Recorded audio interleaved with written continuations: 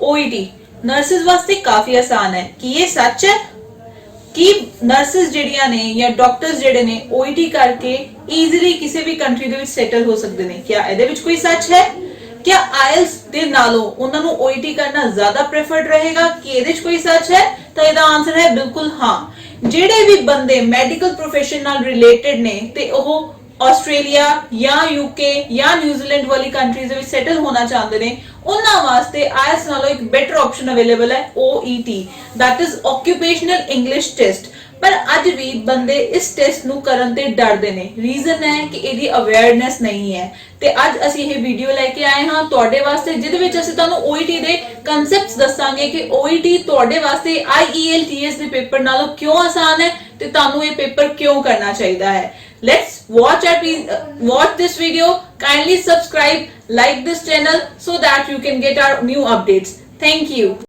तो चलो आज एक झलक पाने आ OET ਦੇ ਐਗਜ਼ਾਮ ਦੇ ਵਿੱਚ ਜਿਵੇਂ ਕਿ IELTS ਦੇ ਵਿੱਚ ਚਾਰੋਂ ਮੋਡਿਊਲ ਹੁੰਦੇ ਨੇ listening reading writing and speaking OET ਦੇ ਵਿੱਚ ਵੀ ਸੇਮ ਚਾਰ ਮੋਡਿਊਲ ਹੁੰਦੇ ਨੇ ਪਰ ਫਰਕ ਆਂਦਾ ਹੈ ਕੰਟੈਂਟ ਦਾ ਜਿੱਥੇ ਕਿ IELTS ਇੱਕ ਜਨਰਲ ਪੇਪਰ ਹੈ ਜਿਹਦਾ ਕੰਟੈਂਟ ਕਿਸੇ ਵੀ ਚੀਜ਼ ਜਾਂ ਕਿਸੇ ਵੀ ਆਰਟੀਕਲ ਤੋਂ ਲਿਆ ਜਾਂਦਾ ਹੈ OET the content strictly based on medical profession ਹੁੰਦਾ ਹੈ ਇਸ ਕਰਕੇ ਇਹ ਮੈਡੀਕਲ ਫੀਲਡ ਦੇ ਜਿਹੜੇ ਪ੍ਰੋਫੈਸ਼ਨਲਸ ਹੈ ਉਹਨਾਂ ਵਾਸਤੇ ਕਾਫੀ ਆਸਾਨ ਹੁੰਦਾ ਹੈ ਟੂ ਟੈਕਲ ਇਟ ਆਊਟ ਹੁਣ ਅੱਜ ਅਸੀਂ ਗੱਲ ਕਰਾਂਗੇ ਰੀਡਿੰਗ ਬਾਰੇ ਰੀਡਿੰਗ ਦੇ ਵਿੱਚ ਤੁਹਾਡੇ ਕੋਲ part A part B part C ਤਿੰਨ ਟਾਈਪ ਦੇ ਵਿੱਚ ਰੀਡਿੰਗ ਡਿਵਾਈਡਡ ਹੁੰਦੀ ਹੈ ਪਾਰਟ A ਦੇ ਵਿੱਚ ਤਕਰੀਬਨ ਤੁਹਾਡੇ ਕੋਲ 20 ਕੁਐਸਚਨਸ ਹੁੰਦੇ ਨੇ ਤੇ ਉਹਨੂੰ ਤੁਸੀਂ 15 ਮਿੰਟ ਵਿੱਚ ਕਲੀਅਰ ਕਰਨਾ ਹੁੰਦਾ ਹੈ ਰੈਸਟ ਪਾਰਟ B ਔਰ ਪਾਰਟ C ਵਾਸਤੇ ਤੁਹਾਨੂੰ 45 ਮਿੰਟਸ ਮਿਲਦੇ ਨੇ ਤਾਂ ਕੰਪਲੀਟ ਇੱਕ ਜਿਹੜਾ ਤੁਹਾਨੂੰ ਰੀਡਿੰਗ ਮੋਡਿਊਲ ਹੈ ਇਹ 60 ਮਿੰਟਸ ਦੇ ਵਿੱਚ ਕਲੀਅਰ ਹੁੰਦਾ ਹੈ ਪਰ ਆਸਾਨੀ ਕਿੱਥੇ ਆਉਂਦੀ ਹੈ ਤਾਂ ਜਿਵੇਂ ਤੁਸੀਂ ਇੱਕ ਸਕਰੀਨ ਦੇ ਉੱਤੇ ਝਲਕ ਮਾਰ ਸਕਦੇ ਹੋ ਕਿ ਇਹ ਪਾਰਟ A ਸ਼ੁਰੂ ਹੋ ਰਿਹਾ ਹੈ ਜਿਹਦੇ ਵਿੱਚ ਅਸੀਂ ਕੁਝ ਕੁਐਸਚਨਸ ਬਾਰੇ ਗੱਲ ਕਰਾਂਗੇ ਤਾਂ ਪਹਿਲਾ ਜਿਹੜਾ ਮੇਨ ਕੰਟੈਂਟ ਆਇਆ ਹੈ ਉਹ ਇਹ ਆਇਆ ਹੈ Primary clinical care guidelines management of head injuries basically ਇਹਦੇ ਵਿੱਚ ਜਿਹੜਾ ਤੁਹਾਡਾ ਟੈਕਸਟ ਹੈ ਉਹ head injuries ਦੇ ਨਾਲ ਰਿਲੇਟਡ ਹੈ ਹੁਣ ਜਿਵੇਂ ਤੁਸੀਂ ਅੱਗੇ ਆਬਜ਼ਰਵੇਸ਼ਨਸ ਦੇਖ ਸਕਦੇ ਹੋ ਕਿ BP ਕੀਤਾ ਹੈਗਾ GCS ਲੈਵਲ ਚੈੱਕ ਕੀਤਾ ਹੈਗਾ ਮੈਡੀਕਲ ਆਫੀਸਰਸ ਨੇ ਕੀ ਐਕਚੁਅਲੀ ਉਹਨਾਂ ਨੂੰ ਸਟ੍ਰੇਟ ਅਵੇ ਜੋ ਵੀ ਉਹਨਾਂ ਦੀ ਪ੍ਰੈਸਕ੍ਰਿਪਸ਼ਨ ਦਿੱਤੀ ਹੈ ਉਹਦੇ ਨਾਲ ਕਿਵੇਂ ਉਹਨਾਂ ਦਾ ਜੋ ਵੀ ਉਹਨਾਂ ਦੀ ਕੰਡੀਸ਼ਨਸ ਹੈ ਜਾਂ ਉਹ ਰੈਗੂਲਰਾਈਜ਼ ਹੋਈਆਂ ਨੇ ਜਾਂ ਉਹ ਡਿਟੀਰੀਓਰੇਟ ਹੋਈਆਂ ਨੇ ਜਾਂ ਉਹ ਬੈਟਰ ਕੰਡੀਸ਼ਨਸ ਚਾਹੀਆਂ ਨੇ ਉਹ ਕਲੀਅਰਲੀ ਦੱਸਿਆ ਜਾਂਦਾ ਹੈ ਇਹੀ ਕੇਸ ਹਿਸਟਰੀ ਇੱਕ ਮੈਡੀਕਲ ਪ੍ਰੋਫੈਸ਼ਨ ਦੇ ਪਰਸਨ ਵਾਸਤੇ ਕਾਫੀ ਆਸਾਨ ਹੈ ਕਿਉਂਕਿ ਤੁਸੀਂ ਇਹਦੇ ਨਾਲ ਆਪਣੀ ਰੋਜ਼ਮਰਾ ਦੀ ਜ਼ਿੰਦਗੀ ਦੇ ਵਿੱਚ ਕਰਦੇ ਹੋ ਪਰ ਇੱਕ ਲੇਮੈਨ ਬੰਦੇ ਵਾਸਤੇ ਇਹ ਬਹੁਤ ਡਿਫਿਕਲਟ ਹੋ ਜਾਂਦੀ ਹੈ ਤਾਂ ਇਹ ਇਸ ਕਰਕੇ ਇੱਕ ਇਹ ਵੀ ਵੱਡਾ ਕਾਰਨ ਹੈ ਇਹ ਕਿ ਤੁਹਾਡੇ ਵਾਸਤੇ ਕਾਫੀ ਆਸਾਨ ਹੈ ਹੁਣ ਆਪਾਂ ਅੱਗੇ ਗੱਲ ਦੇਖਦੇ ਹਾਂ So you can see that consult MO immediately, that is medical officers. If skin is broken, check tetanus vaccination status. Assume all hemorrhages are associated with neck injury. So this is part A going on. ਹੁਣ ਤੁਸੀਂ part B ਦੇ ਵਿੱਚ ਦੇਖੋਗੇ text B ਦੇ ਵਿੱਚ flow chart ਦਿੱਤਾ ਹੋਇਆ ਹੈ ਕਿ patient prevention ਵਾਸਤੇ ਤੁਹਾਨੂੰ ਦੋ ਤਰ੍ਹਾਂ ਦੇ procedures ਦੱਸੇ ਹੋਏ ਨੇ ਇੱਕ ਹੈਗਾ ਕਿ ਓਪਨ ਕਲੋਜ਼ਡ ਹੈਡ ਇੰਜਰੀ ਨਾਲ ਕਿਵੇਂ ਡੀਲ ਕਰਨਾ ਹੈ ਦੂਸਰਾ ਹੈਗਾ ਕਿ ਕਲੋਜ਼ ਹੈਡ ਇੰਜਰੀ ਨਾਲ ਕਿਵੇਂ ਡੀਲ ਕਰਨਾ ਹੈ ਬੇਸਿਕਲੀ ਉਹਦੇ ਵਿੱਚ ਸਟੈਪਸ ਨੇ ਜੋ ਕਿ ਤੁਸੀਂ ਆਪਣੇ ਆਮ ਤੌਰ ਤੇ ਜ਼ਿੰਦਗੀ ਦੇ ਵਿੱਚ ਜਦੋਂ ਵੀ ਕੋਈ ਹੈਡ ਇੰਜਰੀ ਹੁੰਦੀ ਆ ਉਹਨੂੰ ਕਿਵੇਂ ਕੰਸਲਟ ਕਰਦੇ ਹੋ ਉਹਦੇ ਵਿੱਚ ਆਲਰੇਡੀ ਤੁਹਾਨੂੰ ਪਤਾ ਹੁੰਦਾ ਤਾਂ ਆਟੋਮੈਟਿਕਲੀ ਤੁਹਾਡਾ ਨੌਲੇਜ ਬੇਸਡ ਕੁਐਸਚਨ ਵੀ ਹੋ ਜਾਂਦਾ ਹੈ ਜਿਸ ਕਰਕੇ ਤੁਹਾਨੂੰ ਕਾਫੀ ਆਸਾਨ ਵੀ ਲੱਗੇਗਾ ਟੂ ਕਲੀਅਰ ਇਟ ਆਊਟ ਹੁਣ ਇਹ ਜਿਹੜੀ ਨੇ ਕਲੀਨਿਕਲ ਫੀਚਰਸ ਚਾਈਲਡ ਦੀ ਮੈਡੀਕਲ ਹਿਸਟਰੀ ਦੱਸ ਦਿੱਤੀ ਹੈ ਉਹਨਾਂ ਨੇ ਤਾਂ ਉਹਦੇ ਅਕੋਰਡਿੰਗਲੀ ਤੁਹਾਡੇ ਕੋਲ ਨੀਚੇ ਐਂਡ ਦੇ ਕੁਐਸਚਨ ਦਿੱਤੇ ਗਏ ਨੇ ਜਿਸ ਨੂੰ ਤੁਸੀਂ ਸੋਲਵ ਕਰਨਾ ਹੈਗਾ advice for patient who have received an injury ਹੁਣ ਐਡਵਾਈਸਸ ਫॉर ਪੇਸ਼ੈਂਟਸ ਵੀ ਨੇ ਕਿ ਜਦੋਂ ਇਹ ਰਿਕਵਰ ਕਰ ਲੈਂਦੇ ਨੇ ਜਾਂ ਰਿਕਵਰੀ ਦੇ ਦੌਰਾਨ ਉਹਨਾਂ ਨੇ ਕਿਹੜੀਆਂ ਚੀਜ਼ਾਂ ਦਾ ਧਿਆਨ ਰੱਖਣਾ ਹੈ ਜੋ ਕਿ ਇੱਕ ਆਮ ਤੌਰ ਤੇ ਇੱਕ medical profession when any case of medical injury happens ਉਹ ਤੁਹਾਨੂੰ ਦਿੰਦਾ ਹੈਗਾ ਹੁਣ look at the questions ਕਿ head injury ਦੇ ਕੁਐਸਚਨ ਕੀ ਆਏ ਨੇ In which text can you find information about what patients should and shouldn't do when they return? ਹੁਣ ਤੁਸੀਂ basically ਕੀ ਗੱਲ ਕੀਤੀ ਸੀ ਆਪਾਂ ਹੁਣੇ advice to patient regarding recovery after recovery ਦੀ ਮੈਂ ਤੁਹਾਨੂੰ ਜਿਵੇਂ ਗੱਲ ਦੱਸੀ ਸੀ ਤਾਂ ਕਿਸ ਟੈਕਸਟ ਦੇ ਵਿੱਚ ਇਹ ਗੱਲ ਹੋਈ ਸੀ ਟੈਕਸਟ D ਦੇ ਵਿੱਚ ਇਹ ਗੱਲ ਹੋਈ ਸੀ ਅਗਰ ਆਪਾਂ ਦੇਖਿਆ ਜਾਵੇ ਤਾਂ ਇੱਕ ਝਲਕ ਮਾਰਦੇ ਹਾਂ ਜੀ ਸੋ ਇਹ ਲਿਖਿਆ advice for patients who have received an injury to head ਤਾਂ ਇਹਦੀ ਗੱਲ ਟੈਕਸਟ D ਦੇ ਵਿੱਚ ਕੀਤੀ ਗਈ ਹੈ ਤਾਂ ਇਹਦਾ ਸਿੰਪਲੀ ਆਨਸਰ ਕੀ ਆਏਗਾ text D The possible cause of abnormality apparent in patient size ਕਿ patient ਦੀ ਆਈ ਦੇ ਵਿੱਚ abnormality ਹੈ ਇਸ ਟੈਕਸਟ ਦੀ ਗੱਲ ਕਿੱਥੇ ਕੀਤੀ ਗਈ ਹੈ ਹੁਣ ਦੇਖਿਆ ਜਾਏ ਤਾਂ ਪਾਰਟ A ਔਰ ਪਾਰਟ B ਦੇ ਵਿੱਚ ਇਹਦੇ ਬਾਰੇ ਟੈਕਸਟ A ਔਰ ਟੈਕਸਟ B ਦੇ ਵਿੱਚ ਇਹਦੇ ਬਾਰੇ ਕੋਈ ਵੀ ਗੱਲ ਨਹੀਂ ਦਿੱਤੀ ਗਈ ਸੀ। ਟੈਕਸਟ C ਦੇ ਵਿੱਚ ਮੇਰੇ ਖਿਆਲ ਵਿੱਚ ਐਬਨੋਰਮੈਲਿਟੀਜ਼ ਦੀ ਗੱਲ ਕੀਤੀ ਗਈ ਸੀ, ਤਾਂ ਇਹਦਾ ਆਨਸਰ ਕੰਪੈਰੀਟਿਵਲੀ ਟੈਕਸਟ C ਆ ਜਾਏਗਾ। ਬੇਸਿਕਲੀ ਤੁਸੀਂ ਜੋ ਪੜਿਆ ਉਹਦੇ ਆਧਾਰ ਤੇ ਤੁਸੀਂ ਆਨਸਰ ਸੋਲਵ ਕਰ ਰਹੇ ਹੋ। ਹੁਣ ਦੇਖੋ ਜਿਹੜਾ ਨੈਕਸਟ ਕੁਐਸਚਨ ਆਂਦਾ ਹੈ, children presenting with head injuries are assessed with high risk of what they have had, memory loss lasting dash or more।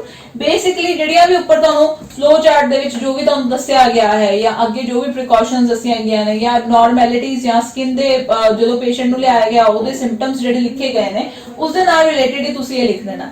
ਇੱਕ ਮੈਡੀਕਲ ਪ੍ਰੋਫੈਸ਼ਨ ਵਾਸਤੇ ਇਹ ਚੀਜ਼ਾਂ ਆਮ ਤੌਰ ਤੇ ਨੇ ਕਿਉਂਕਿ ਇਹ ਤੁਸੀਂ ਰੋਜ਼ਮर्रा ਦੀ ਜ਼ਿੰਦਗੀ ਦੇ ਵਿੱਚ ਡੀਲ ਕਰਦੇ ਹੋ, ਇਸ ਕਰਕੇ ਇਹ ਤੁਹਾਡੇ ਵਾਸਤੇ ਪੇਪਰ ਕਾਫੀ ਆਸਾਨ ਜਿਹੜਾ ਹੈਗਾ ਹੋ ਜਾਂਦਾ ਹੈ।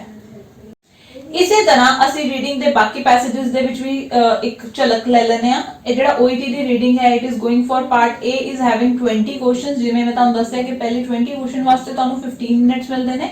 ਹੁਣ ਆਪਾਂ ਇੱਕ ਵਾਰੀ ਪਾਰਟ B ਔਰ ਪਾਰਟ C ਵੀ ਦੇਖ ਲੈਨੇ ਆ।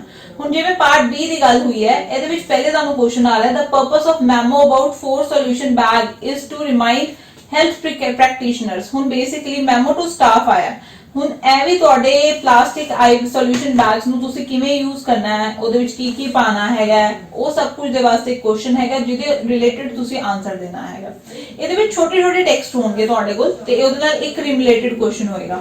ਅਪਡੇਟ ਆਫ ਟੈਂਸ ਮਸ਼ੀਨ, ਹੁਣ ਇਹ ਵੀ ਤੁਹਾਡੀ ਇੱਕ ਰਿਲੇਟਡ ਟਰਮੀਨੋਲੋਜੀ ਆ ਤੁਹਾਡੇ ਪ੍ਰੋਫੈਸ਼ਨ ਦੇ ਨਾਲ ਰਿਲੇਟਡ। ਸੋ ਬੇਸਿਕਲੀ ਇਹਨਾਂ ਨੂੰ ਬੈਟਰ ਸਾਡੇ ਕੋਲ ਇੱਚ ਹੁੰਦਾ ਹੈ ਕਿ ਇਹਦੇ ਵਿੱਚ ਅਸੀਂ ਕੀ ਕਰਨਾ। ਹੁਣ ਗਾਈਡਲਾਈਨਸ ਆਈ ਇਨਵੇਸਿਵ ਕਲੀਨਿਕਲ ਪ੍ਰੋਸੀਜਰ। ਹੁਣ ਕਲੀਨਿਕਲ ਪ੍ਰੋਸੀਜਰ ਦੀ ਫੇਰ ਆ ਗਈ ਜੋ ਕਿ ਤੁਹਾਡੀ ਰੋਜ਼ਮर्रा ਦੀ ਜ਼ਿੰਦਗੀ ਹੈ। ਇਸੇ ਤਰ੍ਹਾਂ ਅਸੀਂ ਅਗਰ ਦੇਖੀਏ ਪਾਰਟ C ਦੇ ਵਿੱਚ ਵੀ ਕੁਝ ਕੁਐਸਚਨਸ ਜਿਹੜੇ ਨੇ, ਡਿਟੈਕਟਿੰਗ ਕਾਰਬਨ ਮੋਨੋਆਕਸਾਈਡ ਪੋਇਜ਼ਨਿੰਗ। ਹੁਣ ਬੇਸਿਕਲੀ ਪੋਇਜ਼ਨਿੰਗ ਦੀ ਗੱਲ ਹੋਈ ਹੈ ਕਿ ਕਾਰਬਨ ਮੋਨੋਆਕਸਾਈਡ ਕਰਕੇ ਪੋਇਜ਼ਨਿੰਗ ਹੋਈ ਹੈ, ਤਾਂ ਉਹਦੇ ਕਰਕੇ ਕੀ ਕੀ ਹੋਏਗਾ, ਇਹ ਕੇਸ ਹਿਸਟਰੀ ਤੁਹਾਡੇ ਕੋਲ ਦਿੱਤੀ ਗਈ ਹੈ ਜਿਹਦੇ ਰਿਲੇਟਡ ਹੀ ਤੁਹਾਨੂੰ ਕੁਐਸਚਨਸ ਪੁੱਛੇ ਜਾ ਰਹੇ ਨੇ ਕਿ ਫਰਸਟ ਪੈਰਾਗ੍ਰਾਫ ਦੇ ਵਿੱਚ ਕੀ ਉਹਨਾਂ ਨੇ ਰੀਜ਼ਨਸ ਦਿੱਤੇ ਨੇ, ਸੈਕੰਡ ਪੈਰਾਗ੍ਰਾਫ ਦੇ ਵਿੱਚ ਡੇਂਜਰ ਸਟ੍ਰੈਸ ਦੇ ਬਾਰੇ ਕੀ ਕਿਹਾ ਹੈ। Basically related to everything related to medical profession. So ਤੁਸੀਂ ਦੇਖਿਆ ਕਿ ਰੀਡਿੰਗ ਕਿੰਨੀ ਆਸਾਨ ਹੋ ਸਕਦੀ ਹੈ ਐਜ਼ ਪਰ ਮੈਡੀਕਲ ਪ੍ਰੋਫੈਸ਼ਨ। ਐਵੇਂ ਹੀ ਇਹਦੇ ਬਾਕੀ ਮੋਡਿਊਲਸ ਵੀ ਨੇ ਜਿਵੇਂ ਕਿ ਰਾਈਟਿੰਗ, ਸਪੀਕਿੰਗ ਐਂਡ ਲਿਸਨਿੰਗ। ਹੁਣ ਅਗਰ ਆਪਾਂ ਰਾਈਟਿੰਗ ਮੋਡਿਊਲ ਦੀ ਗੱਲ ਕਰੀਏ ਤਾਂ ਰਾਈਟਿੰਗ ਮੋਡਿਊਲ ਦੇ ਵਿੱਚ ਕੀ ਹੁੰਦਾ ਹੈ, ਤੁਹਾਨੂੰ ਇੱਕ ਲੈਟਰ ਲਿਖਣੀ ਹੁੰਦੀ ਹੈ, 40 ਮਿੰਟਸ ਦਾ ਟਾਈਮ ਮਿਲਦਾ ਹੈ ਜੀ ਤੁਹਾਨੂੰ। ਤੇ ਤੁਸੀਂ ਇਹ ਬੇਸਿਕਲੀ ਲੈਟਰ ਤੁਹਾਡੀ ਹੁੰਦੀ ਹੈ ਕੇਸ ਰੈਫਰਲ ਲੈਟਰ। ਜਿਵੇਂ ਕਿ ਇੱਕ ਪੇਸ਼ੈਂਟ ਦੀ ਤੁਹਾਡੇ ਕੋਲ ਹਿਸਟਰੀ ਦਿੱਤੀ ਹੁੰਦੀ ਹੈ, ਹਿਸਟਰੀ ਦੇ ਵਿੱਚ ਜਿਸ ਕੰਡੀਸ਼ਨ ਵਿੱਚ ਪੇਸ਼ੈਂਟ ਤੁਹਾਡੇ ਹਸਪੀਟਲ 'ਚ ਵਿਜ਼ਿਟ ਕਰਦਾ ਹੈ, ਉਸ ਤੋਂ ਬਾਅਦ ਜੋ ਵੀ ਤੁਸੀਂ ਉਹਨੂੰ ਮੈਡੀਸਿਨ ਪ੍ਰੋਸੀਜਰ ਦਿੰਦੇ ਹੋ, ਉਸ ਤੋਂ ਬਾਅਦ ਜੇ ਅਗਰ ਉਹ ਕੇਸ ਕਿਸੇ ਹੋਰ ਡਾਕਟਰ ਕੋਲ ਰੈਫਰ ਹੁੰਦਾ ਤਾਂ ਜੋ ਵੀ ਤੁਸੀਂ ਉਹਦੀ ਕੇਸ ਹਿਸਟਰੀ ਹੈ ਇੱਕ ਡਾਕਟਰ ਨੂੰ ਇੱਕ ਲੈਟਰ ਦੀ ਫਾਰਮ ਵਿੱਚ ਲਿਖ ਕੇ ਦਿੰਦੇ ਹੋ, ਉਹ ਇਹ ਤੁਹਾਡਾ ਰਾਈਟਿੰਗ ਟਾਸਕ ਹੈ ਜਿਹਨੂੰ ਕਰਨ ਵਾਸਤੇ ਤੁਹਾਨੂੰ 40 ਮਿੰਟਸ ਮਿਲਦੇ ਨੇ। ਆਓ ਇੱਕ let's have a glimpse of what actually writing task entails. So ਆ ਦੇਖ ਸਕਦੇ ਹੋ ਕਿ ਇੱਕ ਹਸਪੀਟਲ ਹੈ ਰੋਇਲ ਪਰਥ ਹਸਪੀਟਲ, ਜਿਹਦੇ ਵਿੱਚ ਐਲਫਰਡ ਬਿਲੀ ਜੋ ਕਿ 52 ਈਅਰ 올ਡ ਪਰਸਨ ਹੈ, ਮੈਰਿਡ ਹੈ, ਔਰ ਉਹਨਾਂ ਨੂੰ ਐਮਰਜੈਂਸੀ ਦੇ ਵਿੱਚ ਆਇਆ। ਐਡਮਿਸ਼ਨ ਡੇਟ ਦਿੱਤੀ ਹੋਈ ਹੈ, ਡਿਸਚਾਰਜ ਡੇਟ ਦਿੱਤੀ ਹੋਈ ਹੈ, ਡਾਇਗਨੋਸਿਸ ਕੀ ਹੋਇਆ ਉਹ ਤੁਹਾਨੂੰ ਦਿੱਤਾ ਗਿਆ। ਇੱਥੇ ਦਿੱਤਾ ਗਿਆ ਸਕਿਨ ਕੈਂਸਰ ਹੈ, BCC ਬਾਸਲ ਸੈਲ ਸਰਕਰਮੋਨੀਆ। तो ਇਹਦੇ ਵਿੱਚ past medical history, social history supports, medical process, nursing, management, discharge plan, writing task. Now here you get the writing task. You are the charge nurse of a hospital where Mr. Alfred Billy has recently had his operation. ਤੁਸੀਂ incharge ਹੋ ਉਸ hospital ਦੇ ਜਿੱਥੇ mister Alfred ਬਿਲੀ ਦਾ ਹੁਣੇ operation ਹੋਇਆ ਹੈ, ਜੋ ਕਿ ਉੱਪਰ ਇਨਫੋਰਮੇਸ਼ਨ ਦਿੱਤੀ ਹੋਈ ਹੈ। ਰੈਫਰਲ ਲੈਟਰ ਲਿਖਣਾ ਤੁਸੀਂ ਕਮਿਊਨਿਟੀ ਨਰਸ ਹੈਡ ਨੂੰ ਐਟ ਕੇਅਰਵੈਲ ਹਸਪੀਟਲ। ਅਗੇਨ ਇਹ ਰੈਫਰਲ ਲੈਟਰ ਹੈ, ਤੁਹਾਡਾ ਪੇਸ਼ੈਂਟ ਜਿਹੜਾ ਹੈ ਦੂਸਰੇ ਹਸਪੀਟਲ 'ਚ ਰੈਫਰ ਹੋ ਚੁੱਕਾ ਹੈ ਤੇ ਉਹਦੀ ਕੇਸ ਹਿਸਟਰੀ ਤੁਸੀਂ ਉੱਥੇ ਦੀ ਹੈਡ ਨਰਸ ਨੂੰ ਦੱਸਣੀ ਹੈਗੀ ਹੈ। ਸੋ ਐਜ਼ ਯੂ ਕੈਨ ਸੀ ਕਿ ਤੁਸੀਂ ਇਹੋ ਜਿਹੀਆਂ ਚੀਜ਼ਾਂ ਆਲਰੇਡੀ ਕਰਦੇ ਹੋ। ਜਦੋਂ ਵੀ ਕੋਈ ਪੇਸ਼ੈਂਟ ਡਿਸਚਾਰਜ ਹੁੰਦਾ ਤੁਸੀਂ ਇੱਕ ਹਿਸਟਰੀ ਰਿਪੋਰਟ ਉਹਦੀ ਬਣਾਉਂਦੇ ਹੋ। ਐਜ਼ ਪਰ ਸੇਮ ਜਦੋਂ ਵੀ ਕੋਈ ਤੁਸੀਂ ਇੱਕ ਪੇਸ਼ੈਂਟ ਤੁਹਾਡਾ ਇੱਕ ਹਸਪੀਟਲ ਤੋਂ ਦੂਸਰੇ ਹਸਪੀਟਲ 'ਚ ਜਾਂਦਾ ਹੈ ਤਾਂ ਉਹਦੇ ਤੁਸੀਂ ਇੱਕ ਰੈਫਰਲ ਲੈਟਰ ਲਿਖ ਕੇ ਦਿੰਦੇ ਹੋ, ਜਿਹਦੇ ਵਿੱਚ ਜੋ ਵੀ ਤੁਸੀਂ ਉਹਦਾ ਟ੍ਰੀਟਮੈਂਟ ਕੀਤਾ ਹੁੰਦਾ ਹੈ, ਜੋ ਵੀ ਡਾਇਗਨੋਸਿਸ ਹੁੰਦੇ ਆ, ਜੋ ਵੀ ਸਿੰਪਟਮਸ ਹੁੰਦੇ ਆ, ਜੋ ਵੀ ਕੰਡੀਸ਼ਨ ਹੁੰਦੀ ਆ, ਉਹਨੂੰ ਕਲੀਅਰਲੀ ਐਕਸਪਲੇਨ ਕੀਤਾ ਹੁੰਦਾ ਹੈ। ਇਹ ਇਸ ਕਰਕੇ ਵੀ ਆਸਾਨ ਹੈ ਕਿਉਂਕਿ ਤੁਹਾਡੇ ਕੋਲ ਆਲਰੇਡੀ ਸਭ ਕੁਝ ਗਿਵਨ ਹੈ ਤੇ ਤੁਸੀਂ ਉਹਨਾਂ ਨੂੰ ਸਿਰਫ ਇੱਕ ਸੈਂਟੈਂਸ ਫਾਰਮ ਦੇ ਵਿੱਚ ਲੈ ਕੇ ਆਣਾ ਹੈ, ਜੋ ਕਿ ਤੁਹਾਡੇ ਪ੍ਰੋਫੈਸ਼ਨ ਵਾਸਤੇ ਤੁਹਾਡੇ as per your daily routine is very easy. So for writing task you get 40 minutes to do this task, this one letter, and it is good to go. Now talking about your third, that is speaking card. Speaking card ਦੇ ਵਿੱਚ basically role place ਹੁੰਦੇ ਨੇ, ਜਿਹਦੇ ਵਿੱਚ ਤੁਸੀਂ ਹਮੇਸ਼ਾ ਤੁਹਾਡੇ role ਦੇ ਅਕੋਰਡਿੰਗਲੀ ਪਲੇ ਕਰਦੇ ਹੋ ਕਾਰਡ। ਜੇ ਤੁਸੀਂ ਇੱਕ ਨਰਸ ਹੋ ਤਾਂ ਤੁਹਾਡਾ ਰੋਲ ਜਿਹੜਾ ਆਏਗਾ ਉਹ ਹਮੇਸ਼ਾ ਹੀ ਇੱਕ ਨਰਸ ਦਾ ਆਏਗਾ। ਇੱਕ ਸਿਚੁਏਸ਼ਨ ਜਿਹੜੀ ਹੈਗੀ ਹੈ ਤੁਹਾਨੂੰ ਦਿੱਤੀ ਹੋਏਗੀ ਜਿਹਨੂੰ ਤੁਸੀਂ ਸਮਝਣਾ ਹੈ, ਉਸ ਸਿਚੁਏਸ਼ਨ ਦੇ ਉੱਤੇ ਤੁਹਾਨੂੰ 3 ਮਿੰਟ ਦੀ ਪ੍ਰੈਪਰੇਸ਼ਨ ਮਿਲੇਗੀ ਤੇ ਉਸ ਤੋਂ ਬਾਅਦ 5 ਮਿੰਟ ਤੁਸੀਂ ਸਪੀਕਿੰਗ ਕਰਨੀ ਹੈ।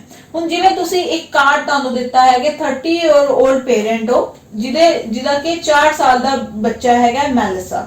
You are called to her kindergarten ਬੁਲਾਇਆ ਗਿਆ ਕਿਉਂਕਿ ਉਹ ਪਲੇਗਰਾਉਂਡ ਵਿੱਚ ਇਕਵਿਪਮੈਂਟ ਤੋਂ ਗਿਰ ਗਏ ਸੀਗੇ।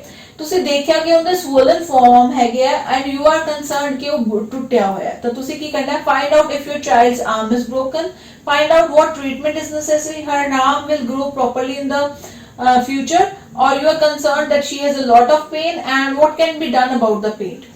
ਹੁਣ ਇਹ ਤੁਹਾਡੀ ਪੇਸ਼ੈਂਟ ਹੈ ਪਰ ਤੁਹਾਡਾ ਰੋਲ ਪਲੇ ਹੈ ਨਰਸ ਦਾ। ਤਾਂ ਤੁਸੀਂ ਕੀ ਕਰਨਾ ਹੈਗਾ, ਤੁਸੀਂ ਉਹਦਾ ਦੇਖਣਾ ਹੈਗਾ ਕਿ ਆਰਮ ਟੁੱਟੀ ਦਾ ਨਹੀਂ ਹੈ, ਨੈਸੈਸਰੀ ਕੀ ਟ੍ਰੀਟਮੈਂਟਸ ਹੋਣਗੇ as per the situation goes. ਠੀਕ ਹੈ ਜੀ। So this is your card. Again same card ਹੋ ਜਾਂਦਾ, ਰਿਵਰਸ ਹੋ ਜਾਂਦਾ, ਦੂਜੇ ਵਿੱਚ ਵੀ ਤੁਸੀਂ ਨਰਸ ਦਾ ਹੀ ਰੋਲ ਪਲੇ ਕਰਦੇ ਹੈਗੇ ਹੋ। Again you can see that is 30 year old person patient ਆਪਣੇ ਚਾਈਲਡ ਦੇ ਆਰਮ ਦੇ ਬਾਰੇ ਕੰਸਰਨਡ ਹੈ। Again you are going to play the role of a nurse. So this whole 2 role plays are there in your OET speaking ਜੋ ਕਿ ਤੁਸੀਂ already ਆਪਣੇ profession ਚ ਰੋਜ਼ ਹੀ OPDs ਦੇ ਵਿੱਚ ਤੁਸੀਂ ਦੇਖਦੇ ਹੋ। 3 ਮਿੰਟ preparation time ਵਾਸਤੇ ਦਿੱਤੇ ਜਾਂਦੇ ਆ, 5 ਮਿੰਟ speaking ਵਾਸਤੇ ਦਿੱਤੇ ਜਾਂਦੇ ਆ।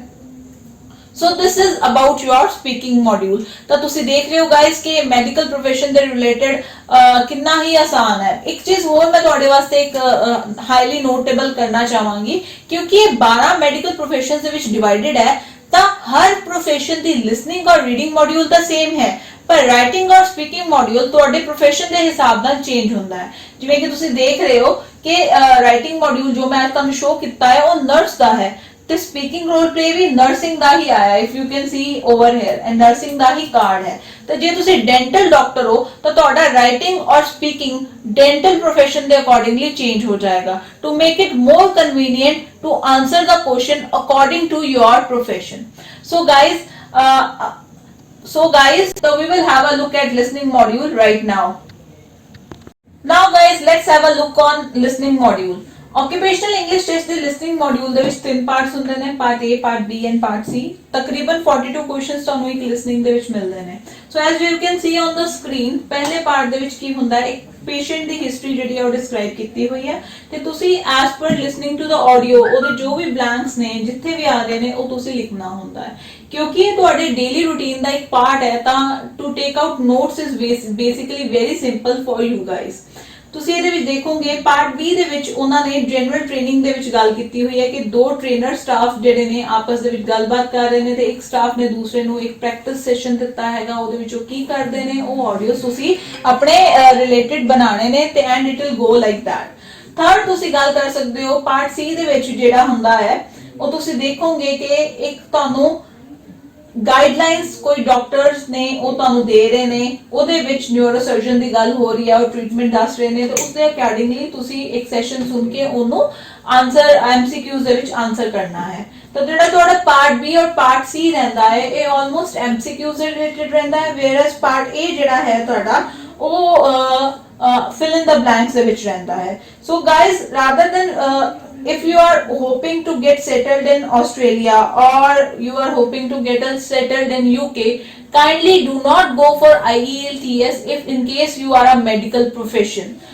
Kindly go for your OET exam, that is Occupational English Test, clear it out and go achieve your dreams। For further videos, further tips, kindly subscribe, like and share our channel। Thank you।